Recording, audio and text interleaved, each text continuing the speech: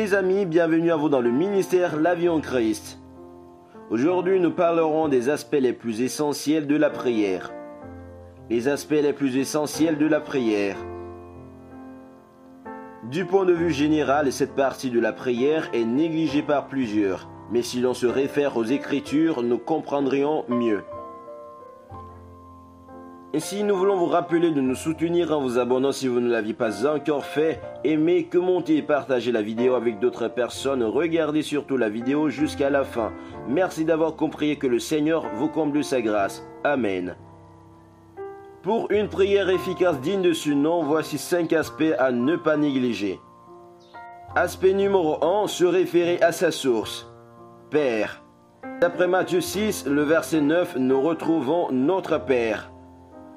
Père en hébreu est Ab ou Abba. Cela signifie fondement, source ou soutien ou encore nourricier. Le Père en grec est Pater. Cela signifie aussi fondement, source, soutien ou nourricier. Ainsi, lorsque vous vous présentez devant Dieu, vous devez avoir à l'esprit qu'il n'est pas n'importe quel Père, mais plutôt votre source.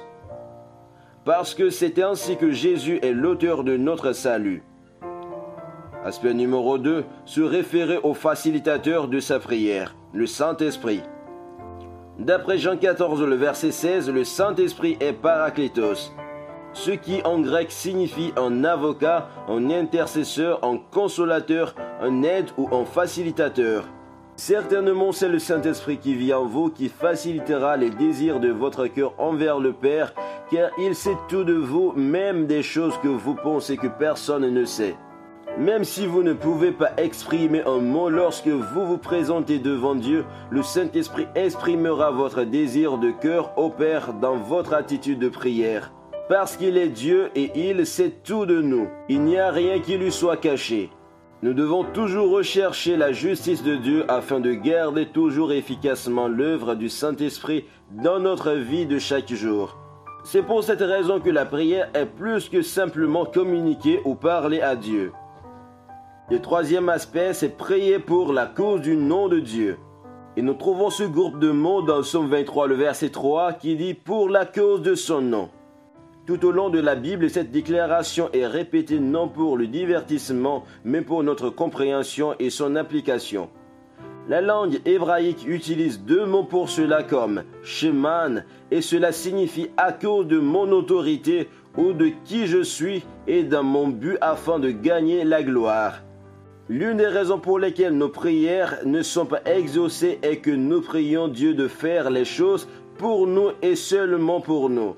Nos intentions ne sont pas de rendre gloire à Dieu, mais nous prions pour nos propres ambitions.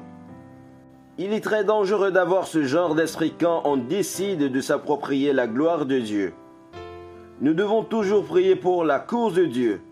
Nous ne devons pas demander à Dieu de faire quoi que ce soit pour nous et seulement pour nous, mais pour nous, pour sa seule gloire. D'autres termes, en priant, disons plutôt « Dieu fait ceci pour moi, pour ta cause ». Nous devons prier en disant à Dieu « Que ton nom soit glorifié dans tout ce dont j'ai besoin. Père, ne fais pas cela pour ma gloire, fais cela pour que les gens puissent voir que tu es Dieu et qu'il n'y a personne comme toi. » Psaume 23, le verset 3 dit « Il restaure mon âme, il me conduit dans les sentiers de la justice à cause de son nom. » À plusieurs reprises, nous sommes instruits de vivre pour l'amour du nom de Dieu. En hébreu, nom signifie également autorité. Dieu nous guide à cause de son nom selon Psaume 23, le verset 3. Dieu pardonne nos péchés à cause de son nom. Psaume 25, le verset 11. Dieu nous conduit à cause de son nom. Psaume 31, le verset 3. Dieu nous délivre du péché à cause de son nom, Psaume 79, le verset 9. Dieu s'occupe de nous par bonté à cause de son nom, Psaume 109, le verset 21. Dieu nous laisse vivre à cause de son nom, Psaume 143, le verset 11. Voici le point. Dieu fait tout ce qu'il fait à cause de son nom. Nous existons en tant que peuple de Dieu, vivant et prospérant dans le royaume de Dieu pour incarner son nom. Lorsque Dieu agit pour l'amour de son nom, il agit conformément à son caractère révélé et pour maintenir l'honneur de sa révélation qui a été mise sur son peuple. La prière ne consiste pas seulement à communiquer ou à dialoguer avec Dieu. Cela implique des principes sérieux. Nous devons toujours donner du crédit à Dieu. Notre attention devrait lui accorder la révérence qui lui est due et selon sa réputation. Chacune de nos actions doit pointer vers la cour de son nom, c'est-à-dire pour sa gloire. Quatrièmement, se référer au nom de Jésus-Christ. Dans Jean 14, du verset 13 au verset 14, la prière au nom de Jésus est enseignée. Et là nous lisons « Et tout ce que vous demanderez en mon nom, je le ferai afin que le Père soit glorifié dans le Fils.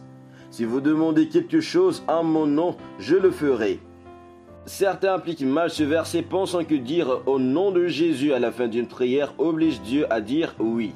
Il s'agit essentiellement de traiter les mots au nom de Jésus comme une formule magique.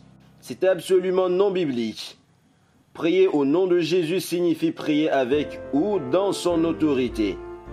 Prier au nom de Jésus signifie également prier selon la volonté de Dieu.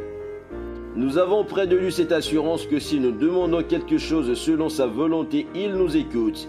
Et si nous savons qu'il nous écoute, quelque chose que nous demandions, nous savons que nous possédons la chose que nous lui avons demandée. D'après 1 Jean 5 du verset 14 au verset 15. Prier au nom de Jésus, c'est prier pour des choses qui honorent et glorifient Jésus. Dire au nom de Jésus à la fin d'une prière n'est pas une formule magique. Si ce que nous demandons ou disons dans la prière n'est pas pour la gloire de Dieu et selon la volonté de Dieu, dire au nom de Jésus n'a pas de sens. Ce qui est important, c'est de prier véritablement au nom de Jésus et pour sa gloire, de ne pas attacher certains mots à la fin d'une prière. Ce ne sont pas les mots de la prière qui comptent, mais le but pour lequel nous prions. Prier pour des choses qui sont en accord avec la volonté de Dieu est l'essentiel même de la prière au nom de Jésus. Prier au nom de Jésus montre notre dépendance à son autorité, parce qu'il est notre Sauveur et notre Seigneur. Non seulement il nous a sauvés, mais aussi il nous possède et nous sommes devenus les enfants de Dieu. C'est ainsi que Jésus a dit, « Si vous demeurez en moi et que mes paroles demeurent en vous, demandez ce que vous voudrez et cela vous sera accordé. » C'est pourquoi la prière n'est pas d'inventer votre propre parole, mais la prière consiste à utiliser la parole de Dieu sous l'autorité de Jésus en fonction de la relation que vous entretenez avec Dieu. Aspect numéro 5, observer du silence après avoir prié pour la méditation. La pratique du silence en priant n'est pas un rituel, même si elle a une connotation. Cela n'a rien à voir avec les rituels pratiqués dans certaines religions. Le fait est que lorsque nous parlons à Dieu, nous n'écoutons pas Dieu. Certaines des idées ne vous viendront pas à l'esprit tant que vous n'aurez pas observé le silence. Ce n'est pas une pratique comme le font certaines religions. C'est juste un moment de méditation sur la parole de Dieu et sur vos propres paroles. L'observation du silence après la prière veut dire prendre quelques minutes pour écouter Dieu afin qu'il puisse également vous parler à travers votre conscience. Vous pouvez recevoir des instructions sur quelque chose. Une idée pourrait vous venir à l'esprit. Vous vous souvenez peut-être de quelque chose pour laquelle il faut prier. C'est aussi un moment pour méditer sur les passages de la Bible pour obtenir la compréhension. C'est aussi un moment où nous reconnaissons certains mauvais actes de notre part ou un péché habituel.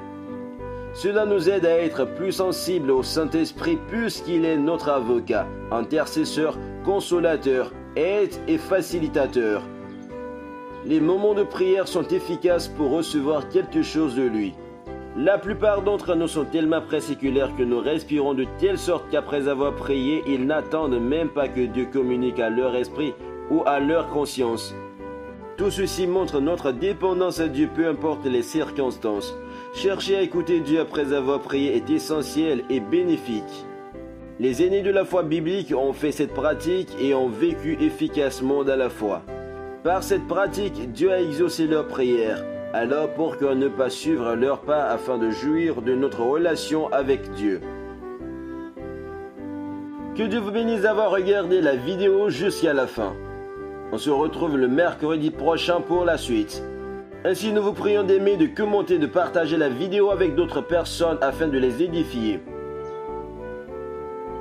Avez-vous quiétude dans la prière? N'hésitez pas de contacter votre serviteur pasteur Kossi Gaffard au plus 228 90 44 43 34. Shalom et à très bientôt.